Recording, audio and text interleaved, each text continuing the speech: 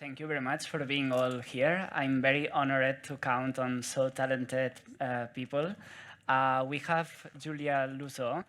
She's a French lawyer specialized in IT, and she has advised a huge project in the world of the NFTs, which is World of Woman. I don't know if you heard about it, but it's super interesting because it's a very inclusive project that through their community and through their NFT collections, they want to make a more inclusive Web3 space. So thanks a lot for being here. She's been involved in very key pieces of the legal aspects of that NFT regulation, and she was involved in drafting how the NFT holders can have IP rights over the art of the NFTs.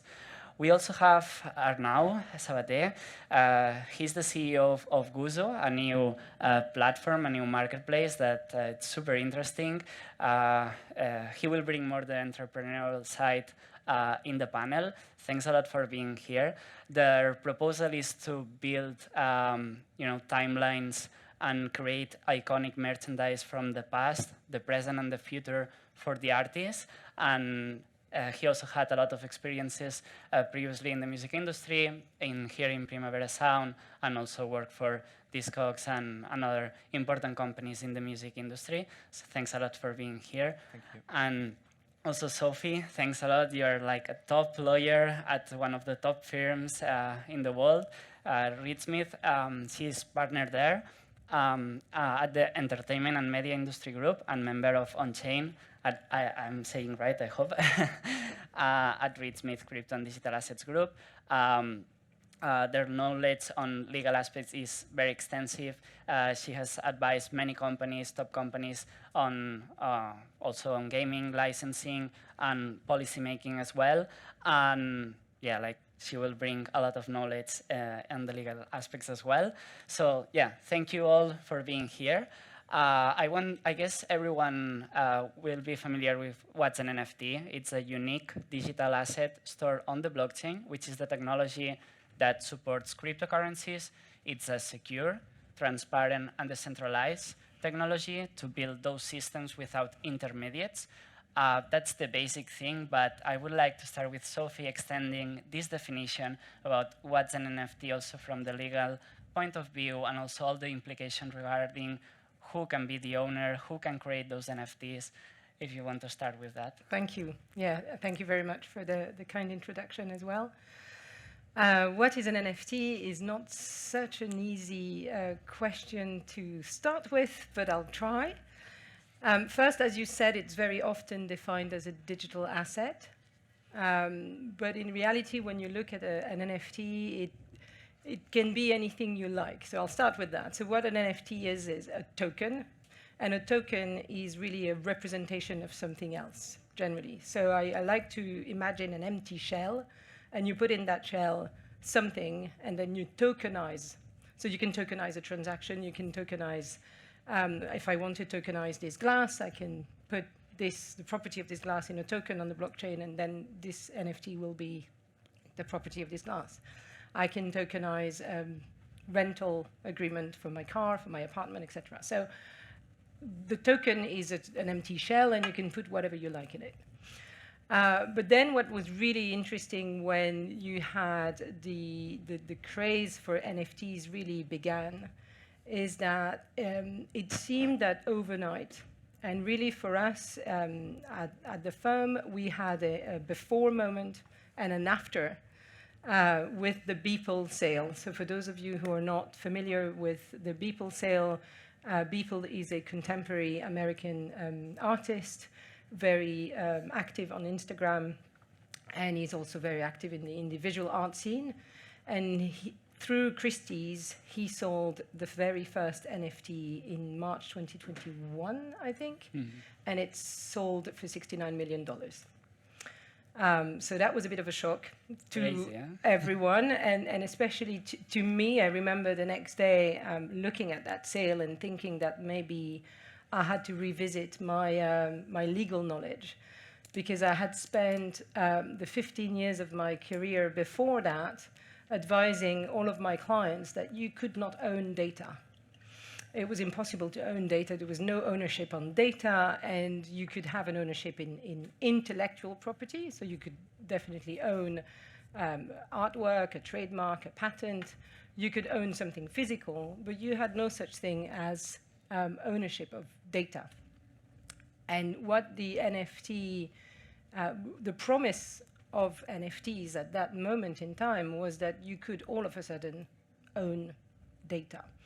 So I had to look everywhere to see if the law had changed overnight, and it had not, at least to the best of my knowledge. And so what me as an IP lawyer, but every other lawyer in my team, we were all looking at it and we're like, right, so this is not really a form of ownership that is enshrined in the law, but it is a form of quasi-ownership that is coming from the blockchain community. And the reason why it can sort of be called ownership is because it looks so much like the real thing. It has the same shape, the same flavor, the same color. It behaves in the same way as something you can own. So at the end of the day, you're like, why not decide that you can own it? So for now, it's not enshrined in any law, but at the same time, there's a general consensus that is growing and growing and growing in the blockchain world, in the Web3 world, and even in the world full stop, that you can own these digital assets.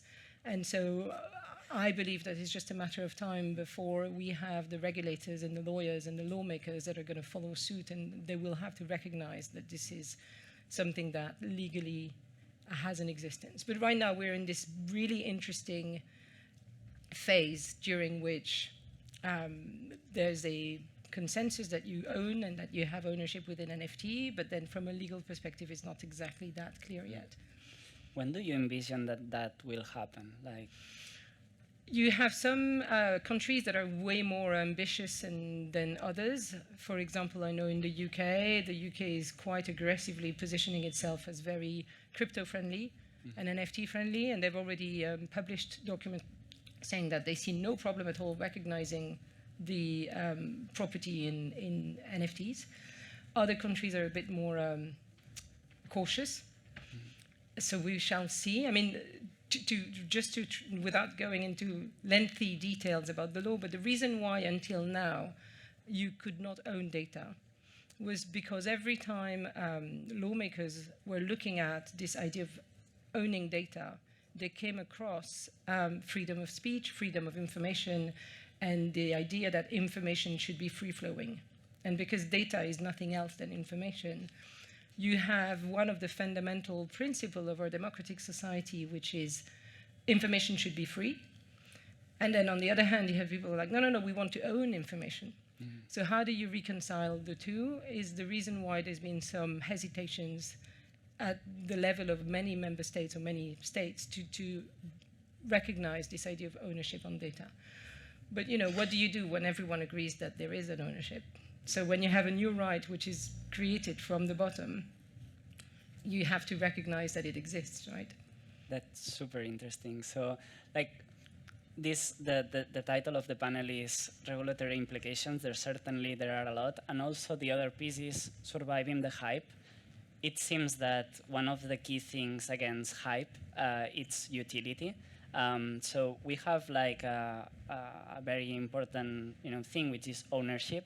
Sophie, you've talked about it, owning data, owning that piece, of data on the blockchain, and being recognized by everyone. But beyond that ownership, how we can, is it possible to bring utility to those NFTs? And Julia, maybe you can, explain from the World of Women perspective and project how you are bringing more than just ownership to that piece of art, and how key elements you are including for NFT holders.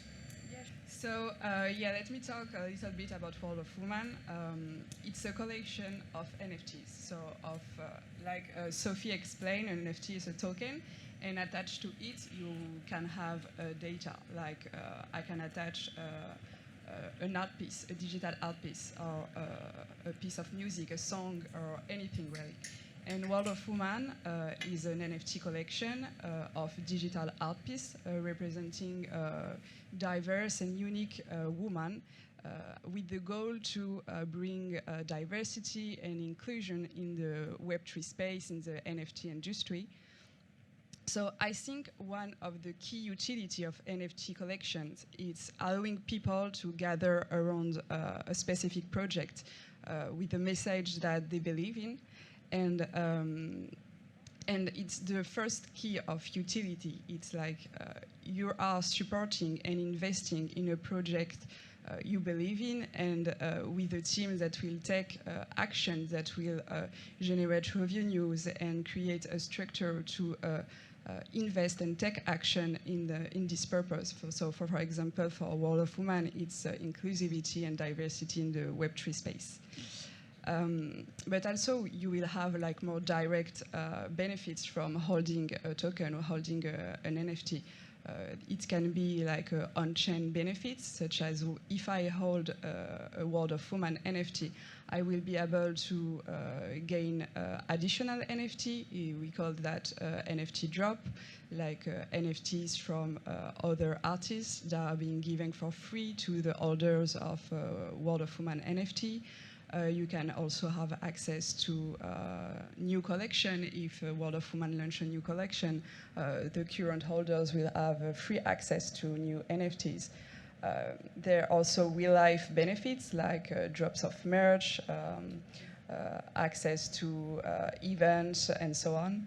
But other than that, on-chain or in real-life benefits that are directly attached to holding the token, it's really being part of a community, being part of action that are going through with a true message. For example, at World of Women, if you hold a World of Women NFT, you will be able to be part of the WoW Fund. It's a fund that will curate and buy some piece of art of independent artists, and bring the spotlight to such artists. You are also part of the WoW Foundation. It's a partnership with the Sandbox with a $30 million fund that will fund and finance all projects that are related to promoting women-led projects in the blockchain industry.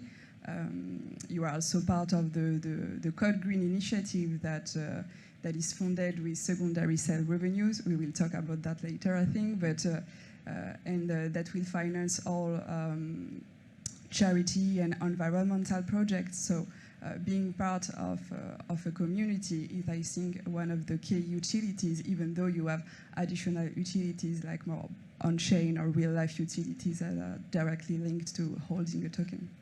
That's super interesting concept, because beyond direct utilities, maybe it seems odd in the beginning to understand, but it's like there's value on bringing people together with the same interests. And also, I think it's super interesting how these communities can organize themselves and decide for themselves. So I guess, because you also have certain decentralized structures on all these initiatives, I guess a lot of them come from the community, and they have certain rights of voting, if one's initiatives move forward or not, and that's super valuable.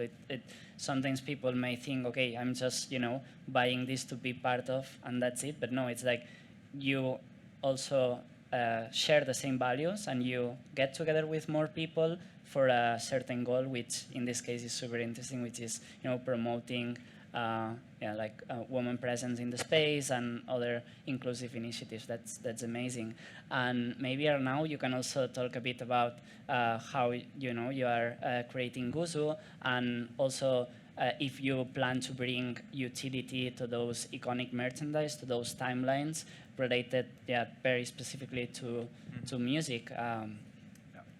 Well, first of all, I just want to say that we are in a very interesting moment nowadays, where we are making an evolution as a society, because we all live in digital societies since a long time ago, and we are making now the evolution from Web 2 to what everyone says it's Web 3.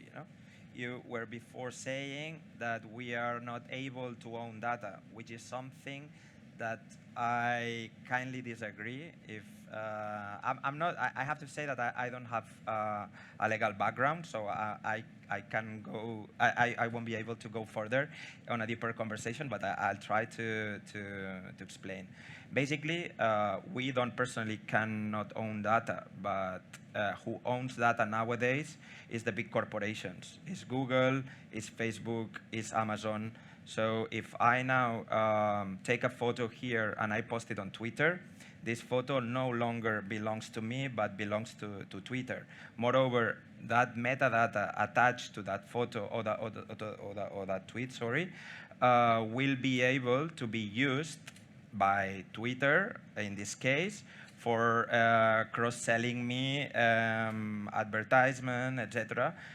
So I then navigate across Google, and then everything around NFTs will appear, no, all across all the websites I navigate. It's very curious. For example, I'm a very active person on Instagram, so I just followed 3 different profiles related to NFTs, and I started to receive like information from bots trying to sell me NFTs, well, scams or these things. That I will later on talk about this. Well, what I was trying to explain is that we are now living on the Web 2, but evolving to Web 3, where one good thing of Web 3 is that now the data, that the information will belong to the creators. And that's a key thing to explain why NFTs are game changer, and why we in GUZZU believe that's so important to build our business model. So I must say that I have a love-hate relationship between NFTs, blockchain, and Web3 in general, because by one hand, I completely dislike, for example, this like speculation and no sense collections of stupid NFTs that a lot of people has paid crazy amounts of money. That's totally bullshit for me. But at the same time, NFTs and blockchain and Web3 provides like lot of brightness in. It's like opening like a window, and a lot of fresh air entering like in the whole digital society, because this will allow the creators to empower themselves. And this is in fact the reason why big companies like Spotify, like Meta, like Instagram, like whatever, YouTube, Twitter, they have already integrating NFTs into their business models, because they are watching that we are approaching towards the Web3, and they don't want to lose that train, so they need to adapt. So that's why they are now moving so quickly to adapt that NFT models to their business. That being said, at GUZZU, we believe on that. So we believe that NFTs could be the way or the tool how creators will be able to get a deeper engagement with their community. NFTs, in our opinion, are very important to build the communities around an artist. It's a way of patronizing, for example. And of course, utility is very important for NFTs. And in our opinion, in GUZZU, we believe that the mass adoption of NFTs will only come if they are attached to a utility. So all this bubble that started in March last year with these crazy people paying crazy money for a stupid monkey smoking a cigarette, so that will go nowhere. And all the projects that will remain will be those who will be like community driven and with a utility attached to it. That's super interesting. So do you how do you envision that artists will use NFTs to bring that engagement and bring together the communities? Like, do you think that they will just sell merchandise, or do you see other mechanisms or other ways of getting there? And maybe for the audience that is not familiarized with this world, can you put an example of how an artist could use NFT to empower themselves and maintain also ownership, which is, as you said, a key thing from this industry and this movement? Yeah, well, obviously I believe that all the people who's here now listening to this panel knows more or less about NFTs, but behind NFTs there's a more interesting thing which is called smart contract, which is in the end what's the most important thing behind an NFT. So a smart contract is something that you can program to execute whatever you want to do it. So that's a key. So an NFT is made of a piece of digital art, for example, or a photo, or a video, or a song, or a track of a song, or whatever. But behind that, there's a smart contract, and that could be a program for example, sharing royalties, or getting access to a specific event, or giving some priorities to those NFT holders. For example, imagine that Zetangana or Rosalia sells an NFT. Well, I will put an example on the real life. For example, Coachella, that we all know, they will make revenue of $2.5 million if I don't remember badly, selling NFTs who were attached to a utility. And they were all NFTs, super limited, that were attached to the utility, which was like an all-time Coachella pass. That means that whoever owns that NFT will be able to go to all the Coachellas now until the end of the world. And moreover, there would probably have more other utilities like, I don't know, VIP area or whatever. So that has a value behind like the digital piece of art of the NFT. And the real value of that NFT is that gives you full access to Coachella until the end of the world.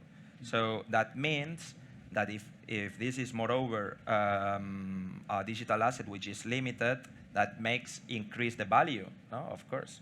So let's say that I am one of the owners of that limited NFT, and I own that, and I paid, I don't know, $500 for that NFT, that will be able that will mean that since this is limited, imagine that in 10 years, if I sell this NFT, that will obviously have increased its price because it's limited. No, that's like a perfect example.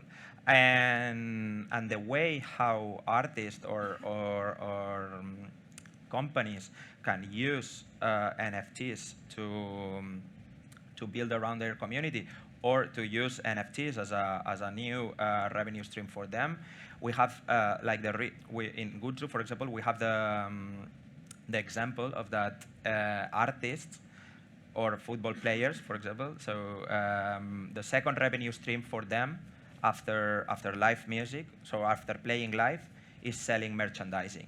So this is in real life, and that's a real fact. So if Billie Eilish plays Palau Sant Jordi here, she will earn same amount of money selling tickets than selling T-shirts or posters or lighters or whatever. So that's a key point on a very interesting point on making like this difference. No, so because this means that merchandising is super important for artists. So we are bringing that idea to the digital world. Since we are approaching to this digital societies called metaverses, so NFTs will play a very important role in there with the digital merchandising, because they will be the key for everything, for wearing your avatar, to getting access to unlocking certain experiences in the metaverse. And most importantly, also NFTs will provide to the artist or to the company a very important key for building around their community, because they will be in direct touch or a more deeply engaged with their fandom, with their audience. That's super interesting. Okay, so to summarize a bit, we have clear examples from companies like Coachella that could use, directly to sell existing value propositions, but then there's, a space for creators and artists especially to bring those physical merchandise beyond the physical world and then put it on the virtual world that it nowadays has more and more weight in our lives. There's some pros and some cons about it, but that's clear, right? We are going into a digital world, and this new virtual merchandise, thanks to NFTs, you can really, prove that you own it. You can then, as a creator, I think the way that I've been told it could work as well, which I think it's that, it's a nice mental image, at least, is when you have in your wallet, so we'll all have a wallet, which is kind of the place where your NFT lives, but also your crypto assets will live. And you will have a wallet that is unique to you with all the NFTs that you have, and they will almost act as a signature of what your interests are. So if you have the NFT from Coachella, next you have a Bored Ape, and next you have another NFT. This will be your key to interface with different metaverses. Like you go to the sandbox with your wallet, and the sandbox will create for you an experience which will be based on the NFTs you have in your wallet. And then you will visit Decentraland, and you may have another experience. And basically, the wallet will be read. So we know which interests you have, and if you have one from a sports club, you will probably have an experience which is more curated to you as a sports fan, etc. And that's also how it will be interesting to see a more customized, and even more customized internet, with all the downfalls and the dangers from that we all live in our echo chambers and all of that. But there's also this idea of bringing with you all your NFTs as almost your digital signature. Yeah, actually our company is basically like helping to build your music identity. So it's like that, having an ID, a music ID, where you can collect all these music identities, even what you listen to, if you listen, and we can credit that you have listened, I don't know, X amount of time to this artist. Maybe you can have a super fun NFT that can unlock more things, or NFTs that you buy in different marketplaces like GUZZU, and that are related to music, can really, create your identity around music, and then connect in the metaverse, or even in real life as well, could be possible, right? It's like basically it serves as a passport where, it have all your record about, and a lot of companies can build on that because it's decentralized. And as you said, instead of having a login, now we will have the equivalent in Web3 is having a wallet. So with that wallet, you can connect, and when you connect to another third party, that third party could look at the data that you have and build custom experiences around that. But yeah, like also it's very interesting for me, and maybe Julia can complement on that, like beyond those utilities, how about intellectual property associated to the NFTs? That could also be a new type of utility as well, and bring value, because one thing is that you can own this, but if you also can commercialize it and using it as your own brand and have revenue from it, that's also very interesting. And as you see, NFTs are very complex, so I'm trying to get as much possibilities here in this panel. Yeah, totally.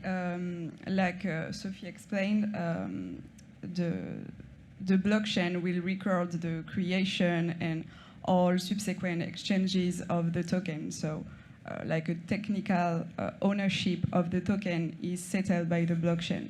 but the asset attached to the token, so the digital art piece or the song, it's a different question, and that is not settled by the blockchain. So it raises several questions, like can I attach whatever asset to my token? Can I attach the famous painting or a photo of you? I don't know, because I own technically at least the token on the blockchain, but do I own the asset? And when I buy an NFT, the blockchain will write that I bought it for this price at this time from this person. But which rights do I have on the asset attached to the token? That's a different question. And by default, the answer is no, none. No rights are by default attached to the assets. The only way to benefit from rights on the asset, on the digital art piece, for example, is if the creator of such asset has granted you rights on the assets, for example, via a license that will give you specific rights on the assets, like commercial rights to exploit the assets, or by full assignment of all patrimonial IP rights on the assets, so you can do almost whatever you want with the assets. And I think it's also one of the utility that are adding value to the communities and to NFT collection. If I buy an NFT and I can use the asset, it's an added value for me because we are beginning to see holders of NFTs in the space doing interesting things with their NFT, for example, wine companies or clothing brands, even opening restaurants with their NFT at the face of their brand, of their companies. And it allows these holders to really create a brand, a company, with the notoriety of the NFT already in place and with the support of an already existing community. That's super interesting. Maybe just to add to that, because I think what the proposal that Wonder Woman is offering with IP included, it's quite exceptional at the moment. Yeah. It's really, what we see is that 95% of NFTs, at least in the world of arts, they don't give any IP rights to the holder. It's really the same as when you had a good old CD. You owned the plastic and the little metal thing inside, that no problem, that was physical property, you own that. But if not because you buy the CD that you receive any rights in the songs that is in the, that you can listen to, you don't have the right to use it, you don't have the right to put it in the film, you don't have any commercial rights on the song, you just have the right to listen to it. That was the very limited license that was granted to you, the owner of that CD. So if you, the idea is a little bit the same with the NFT. The NFT is your CD. It's your plastic thing. So yeah, that you can own. You know, some people are debating whether it really, does it do anything? I mean, why do you need to own it? Is there a really good reason why you absolutely need to say you own it?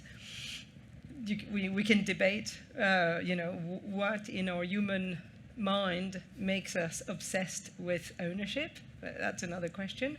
But it's not because you own your token that you own anything in relation to the song or to the photo. And I think in that sense, what you're doing is really unique and different and refreshing as well. But most rights holders and musicians and painters and visual artists, like Beeple, for example, they don't give any IP right whatsoever to the holder of the token. I think the only right that is attached is really that you have the right to click on the link to go and see what the picture looks like, or you can go and listen to the song. So that's what we see now. And then, of course, there's nothing saying that you cannot put IP rights, and you can put a lot of things. So IP becomes utility in this case. You can put the access to Coachella, you can put the IP, the right to use a limited commercial license. You can you can imagine a lot of different layers of things on top. Well, for example, what did happen with Bored Apes, for example, is that some of them give a share on the IP rights And if you are the owner, for example, you can take that Bored Ape, print it, and make physical merchandising and sell it, or sell it to Pull and Bear, for example, for a crazy amount of money. So they make a collection drop in Pull and Bear, and me as an owner, I will get some revenue from that because I own a portion of that IP. So that's possible. And that happens with Bored Apes, for example.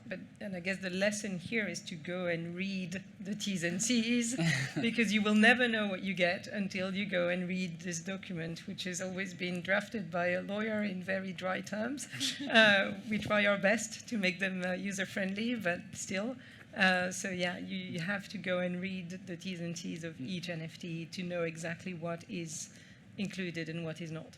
Yeah, well, Arnau mentioned smart contracts, and that could be a possible solution, you know, to really encapsulate all these utilities inside the smart contracts, which is, you know, the technology that says basically, you know, that what happens with certain actions, you can program that, but then there's the complexity with off-chain elements like IP, you know, we have things that are not on the blockchain and not recorded on the blockchain, so you need to translate from a physical world or, you know, from an external, you know, data source to the blockchain, and that also adds certain complexities and the security, you know, potential problems, and that's still very early, but I don't know what you think, but I envision as well that maybe we can, you know, with the future, we progress on that and more things are on-chain, and then we can, you know, use more smart contracts to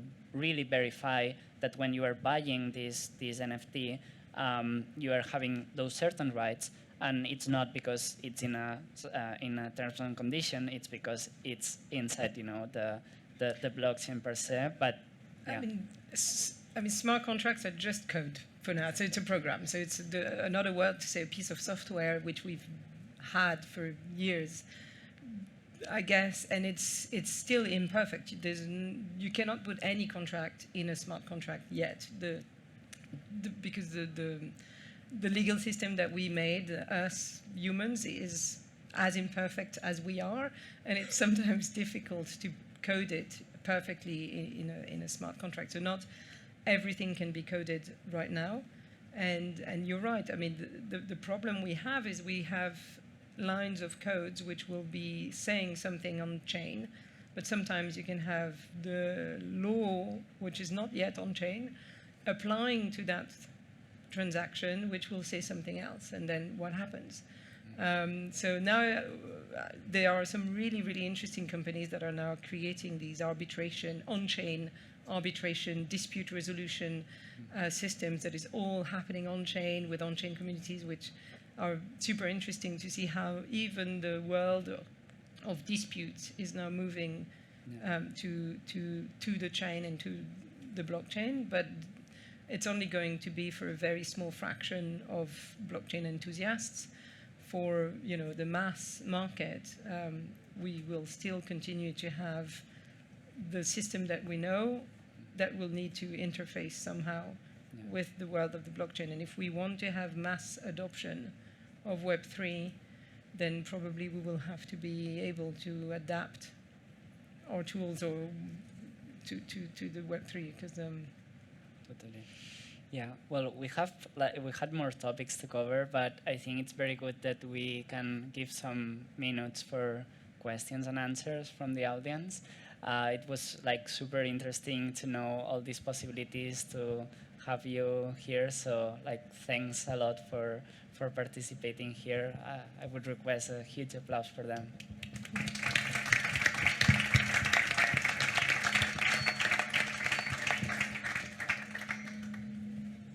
Yeah, if anyone has any question.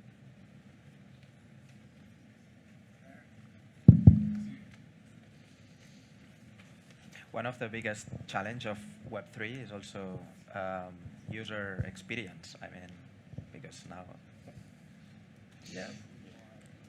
Yeah. I'm Christian Garcia, and I'm asking about the stuff of the Web3, because one of the topics that I think is not related to talk on the speech is about all the hacking stuff that they are regarded with that. For example, the last example talking about the Bored Ape Yacht Club, which is one of the most important ones, was, for example, the last hacking that happened on Discord servers like 3 days ago, which it was lost about 442 euros or something like that. You know, it's a amount, huge quantity. A part of the sales that are dropping at 92%, saying in Wall Street Journal last week. So the thing in the question about this is, in a moment where hacks and all that stuff, you know, they're probably reducing the ability, you know, of giving trust over the platforms on the Web3. Is it not a big problem to face for the music industry and in general to the Web3? I mean, I can try to just start and then I will look to Arnau, because I think the point that Arnau was making earlier is that there is a lot of speculation at the moment happening with the world of NFTs and crypto. I also think it's a bubble and that hopefully at some point the speculation will go away and we will be left with the infrastructure of Web3, the mechanism of Web3, and we will be able to start building healthy business models on that basis. But of course, in the period that we live in now, where speculation is really going wild, you will have all of these problems that are coming with it. And hopefully, it'll go away when speculators will also I'm really go looking away. forward that all the speculations are gone as soon as possible. And I mean, of course, sales are dropping because let's say February 2022, the sales volumes was 0, and in March 2021, 1 month after, sales were hundreds of billions. So of course there was a bubble, and now we are going towards a stabilization of the market. So that's completely normal market behavior. And I mean, what would be weird is that sales would stay at that crazy level. So that would mean that would be real.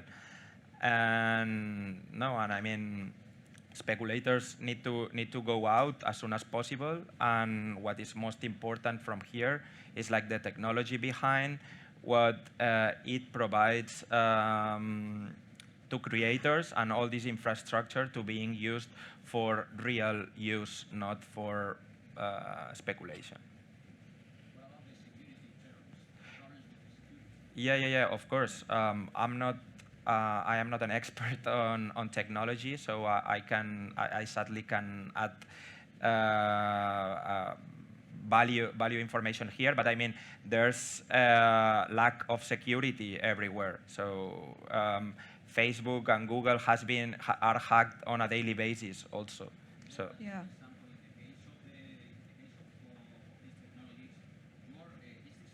So in the end, you know, if you have a problem, you are responsible of your problem because you are being hacked. For example, the wallets of MetaMask, where we are using more of the NFTs, are based on a 20-word system where if someone could take the 20 words of your wallet, you know, automatically could delete basically all the information and at the same time all the data and all the money that you have inside. So the thing is that because in many of those systems there are no 2FA system to verify, you know, the ownership of the wallet itself.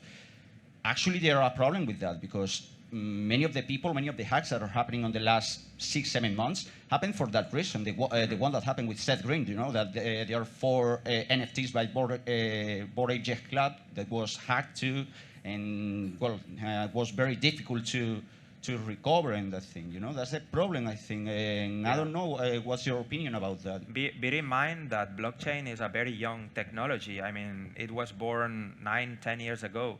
So, or 12 years ago, and it's an ongoing technology. I mean, even all the big corporations are starting to empower this blockchain technology as well, and it's normal.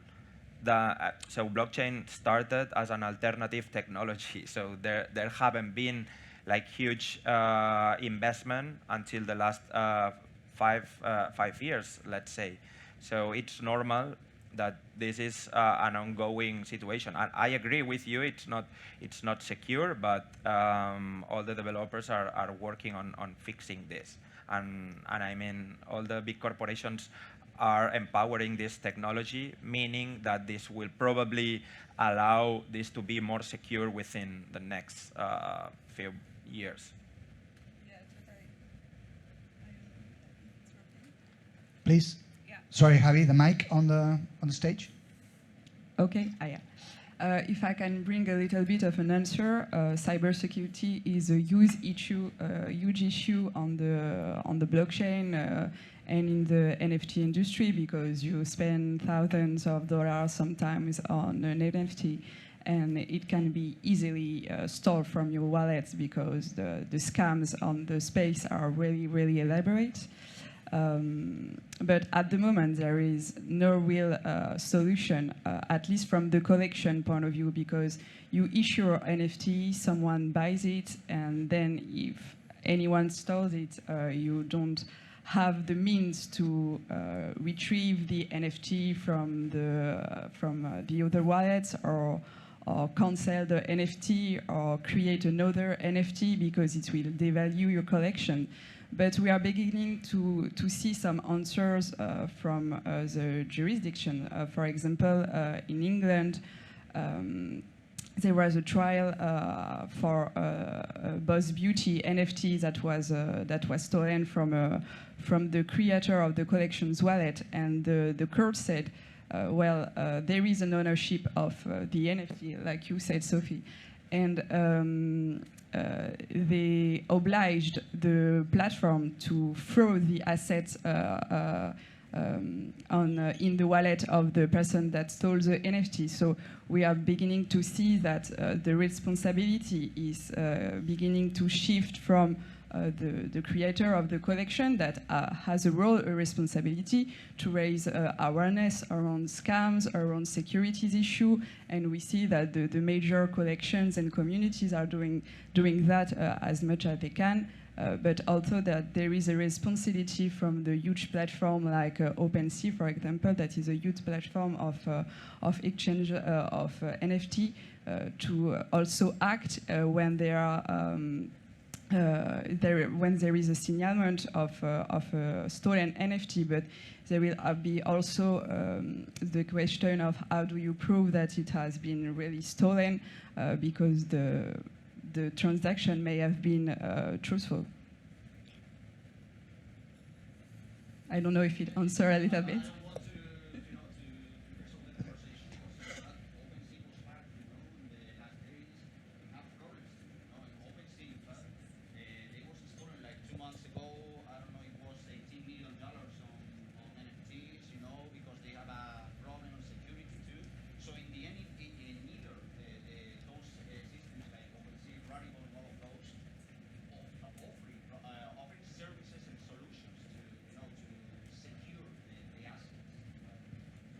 So we need another panel for security in NFTs, right? We have to fit it into the program. Well, thank you very much. Does any other question from the audience? No? That is it? Okay, then please, a big round of applause to the panelists. And Miquel, you didn't introduce your company and what you do. I don't know if you want to let everyone know about OffBeat.